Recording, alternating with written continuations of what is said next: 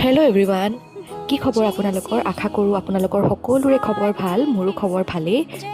আজি হৈছে দেওবাৰ, আৰু দেওবাৰ বুলি ক'লে আমাৰ বিশেষকৈ গৃহিণীবিলাকৰ কিমান যে কাম ওলায় নহয়নে বাৰু? ঘৰ চাফা কৰা, কাপোৰ ধোৱা, কিমান যে কাম ওলায়। তাতে যদি ৰ'দ দিয়ে তেতিয়াতো আৰু ক'বলৈ বাকী নাই। আজি ৰুমটো যিহেতু দেওবাৰ ভালকৈ ডিপ ক্লিন কৰোঁ বুলি ভাবিছোঁ। খিৰিকীবিলাক নুখুলিলেও জানো ক'ৰ পৰা ইমানকৈ ধূলি হয়।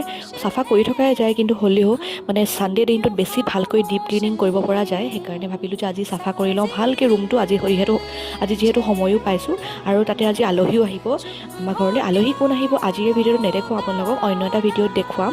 আলহীৰ কাৰণে কি ৰান্ধিলোঁ সেয়াও দেখুৱাম আপোনালোকক। আপোনালোকে অপেক্ষা কৰিব লাগিব মোৰ অন্য এটা ভিডিঅ'ৰ কাৰণে। আৰু এইফালে দেখিছেনে আপোনালোকে, মই টিভিত গান এটা লগাই লৈছোঁ। মই এনেদৰে গান শুনি শুনি কাম কৰি ভাল পাওঁ। আপোনালোকে বাৰু মোৰ নিচিনা কৰেনে যে কাম কৰোঁতে এনেকৈ গান এটা লগাই লয় তাৰপিছত কাম কৰি ভাল পায়? মই কিন্তু খুব বেছি ভাল পাওঁ। মোৰ তেতিয়া কামবিলাক মোৰ কৰি বেছি ভাল লাগে। এইফালে বেডশ্বীটখনো চেঞ্জ কৰি লৈছোঁ। এইখন আজি পাৰোঁ। কেনেকুৱা লাগিছে আপোনালোকে কমেণ্টত লিখিব। এয়া চাওক, মোৰ বিচনা ঠিক হৈ গ'ল আৰু ৰুমটোও ঠিক হৈ গ'ল। এতিয়া যাওঁ পাকঘৰলৈ। কিন্তু আজি কি ৰান্ধোঁ আলহীৰ কাৰণে সেইটো দেখুৱাম মই অন্য এটা ভিডিঅ'ত। ধন্যবাদ।